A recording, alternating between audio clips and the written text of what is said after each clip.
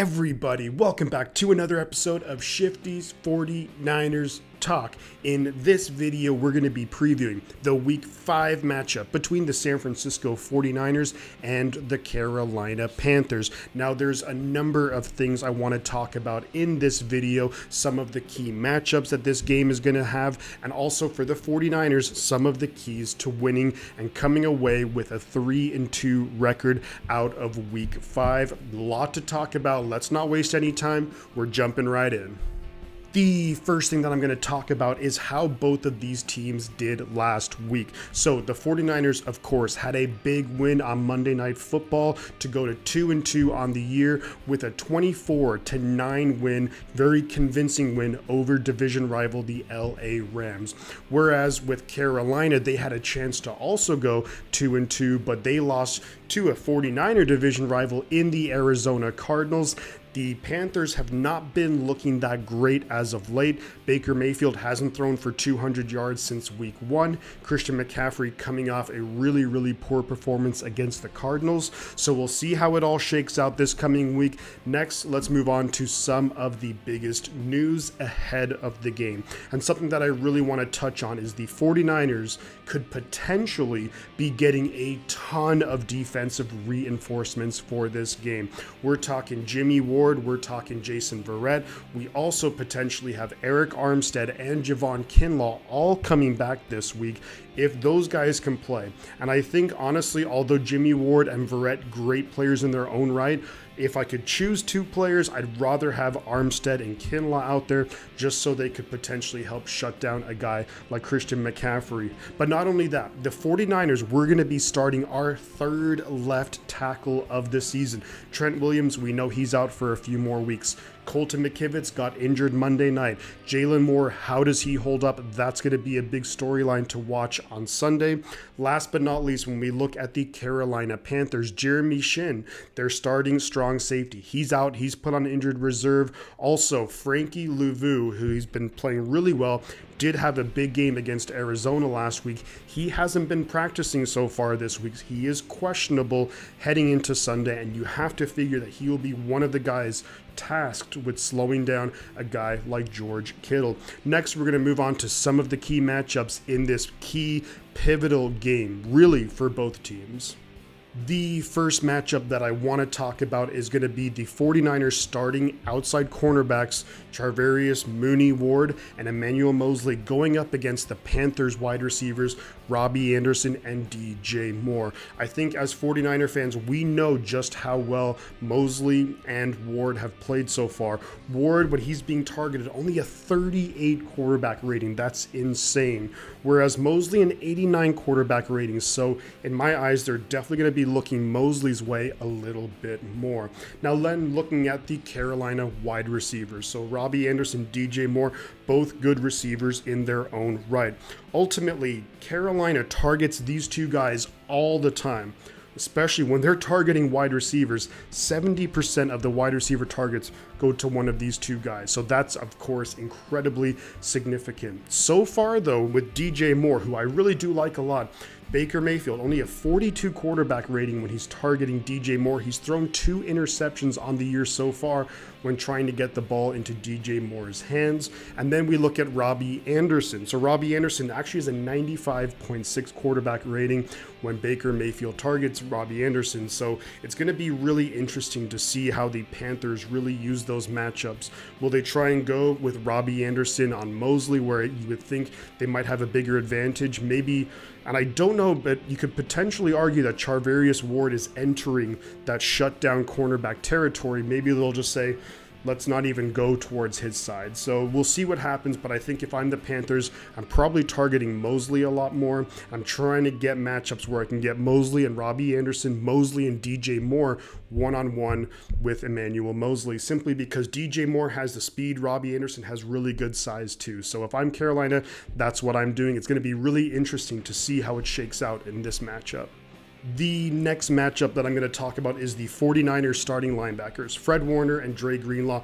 really having to stop and slow down a guy like Christian McCaffrey. McCaffrey is basically 40% of the Carolina offense. When you factor in his rushing yards, when you factor in his receiving yards, it's just under 40% of the Carolina offense. And here's the thing, when he struggles, Carolina struggles big time. So the Niners really have to do everything that they can to slow him down. So far on the year, McCaffrey 4.7 yards per carry, so that's pretty solid right there. Not elite, but good enough. He actually does have, though, the second most targets in the passing game. He actually has more targets than a guy like Robbie Anderson. So we know that the Panthers are going to dump it off to him a lot.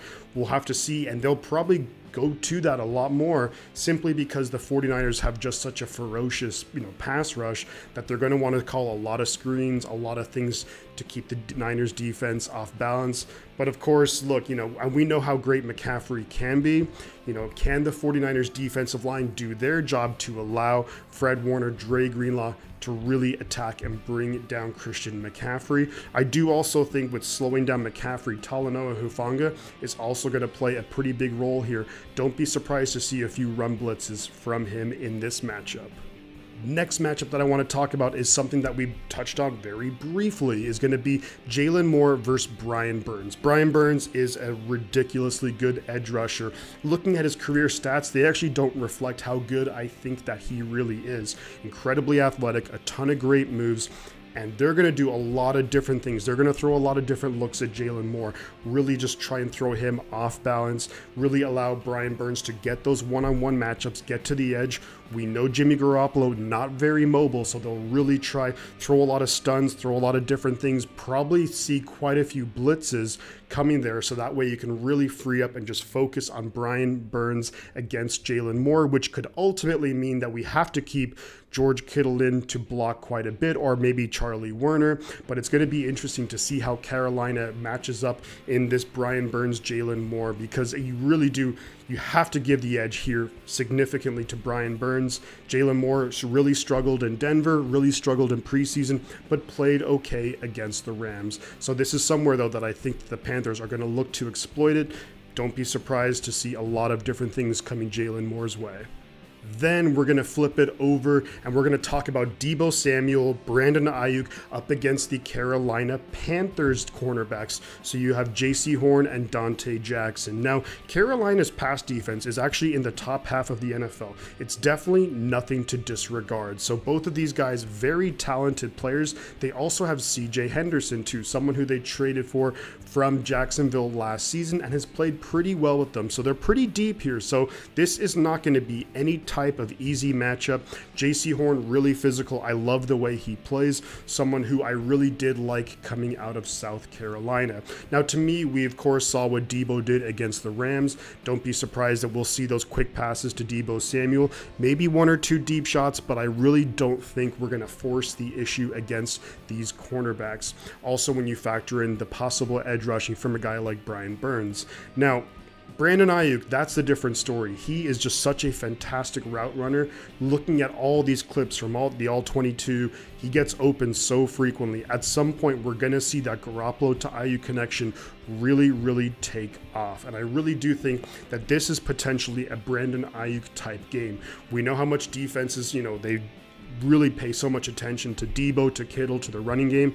Now maybe we can finally unleash and have Brandon Ayuk just explode onto the scene against the Carolina Panthers. Now, when you look at the Carolina cornerbacks, Jaycee Horn has been playing really, really well this season. Quarterback rating of 37 when you target him, only a 44% completion rate against him, no touchdowns given up, and he has an interception. Dante Jackson, though, not quite as good, 63% completion rate on him and an 81 quarterback rating when you target Dante Jackson. I think that's going to be the guy. That's going to be the guy that we're really going to target. Don't also be surprised if we maybe try and get Ayuk maybe in the slot a little bit more, have Ray out there to take Dante Johnson deep and, really free up Ayuk underneath. Hopefully Danny Gray can play as well. But looking at this overall matchup, I think there's a lot of different things that could happen. It's going to be interesting to see what Kyle Shanahan has dialed up. Then we have the last matchup, the key matchup in this game here, and it's going to be George Kittle versus Frankie Louvu. Now, here's the thing. We don't know for sure if Frankie is going to be playing for the Panthers, but if he is, he's just coming off a big game against Arizona. He's their leading tackler. He just had an interception return for a touchdown. You know, he's athletic, decent in coverage, so that's going to be a big thing too. And if we look at his advanced stats, quarterbacks, 73 quarterback rating when throwing against him, so very pedestrian, probably below average quarterback rating when you target him in the passing game. Now, he has allowed 2 touchdowns, so that's something that maybe when it comes to red zone opportunities that the 49ers might look to exploit. But overall, 57% completion rate, quarterback rating not so great. So this guy is an underrated coverage linebacker in the NFL. Now, for George Kittle, you might be able to argue, similar to Brandon Ayuk, that he's due for a big game. Could this be the game that he really breaks out?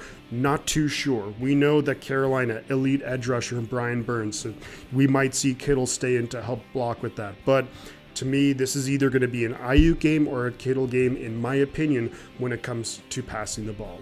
Those were my key matchups in this Week 5 game between the 49ers and the Panthers. Now I want to move on to some of the 49ers' keys to winning. And here's the thing. Gotta get the ball in the Yak Bros' hands. We know Deebo, Ayuk, Kittle. Gotta get the ball in space. So really gonna be curious to see here what Kyle Shanahan can dial up.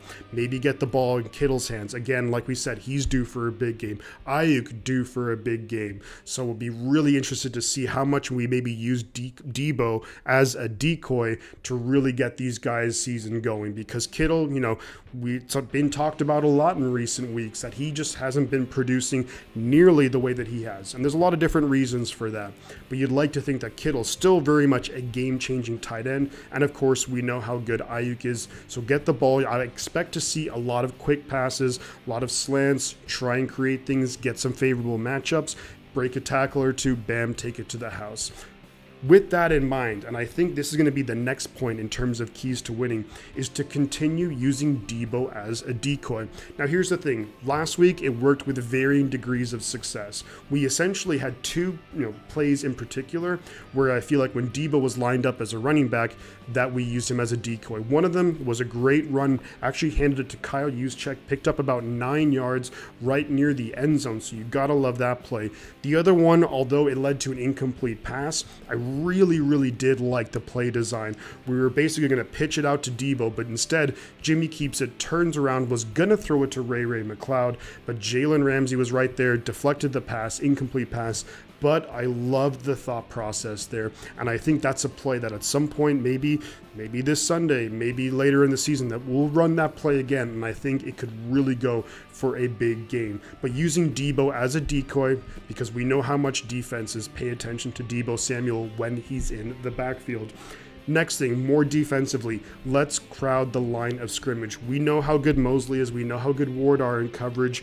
Let's really crowd the line of scrimmage. Basically, trust our defensive backs, but also force McCaffrey to have nowhere to go to. So that means you're ultimately going to be forcing Baker Mayfield to beat you. And with that point being made, let's also blitz Baker Mayfield. Let's keep going with a lot of different blitzes. I love seeing Diamador Lenore have a sack last Monday night. And then keep throwing maybe like corner blitzes, linebacker blitzes, a lot of different looks, because we know Baker Mayfield. We saw it before when the Niners played the Browns a few years ago. He's not really that mobile in the pocket. When he starts getting hit a couple of times, he starts throwing bad, inaccurate passes, gets a little bit jumpy, doesn't get his feet set correctly when he goes to make a pass. So there will then be opportunities for turnovers. Last but not least, if we want to win this game, we have to avoid any potential special teams gaffes. In my opinion, the 49ers, just on paper, are quite a bit significantly more talented than the Carolina Panthers. The Panthers do have a couple of things going for them. The Niners are playing on a shorter week. The Niners are traveling right across the country. But if they can get a couple of big plays, let's say on special teams, that could potentially be a big turning point in this game. We saw Robbie Gould miss a key field goal last week. We also saw Ray McCloud fumble the ball. Luckily, we were able to recover it. But those are the things that the 49ers will have to avoid if they want to come away with a win on Sunday against the Carolina Panthers. So that right there, folks, is going to be my keys to winning, my key matchups for this game. Now, let's move on to my score prediction. And I do have the 49ers coming away with a win here to go to 3-2 on the season. I have it with a score of 23-14. This 49ers defense has proven every single game so far they've been able to step up to every challenge thrown their way. So, and I think they will continue to do that, especially because there's a lot of uncertainty at quarterback with the Carolina Panthers potentially thinking about benching Baker Mayfield. So let me know what you guys think in the comments about my prediction, about my key matchups, the keys to winning.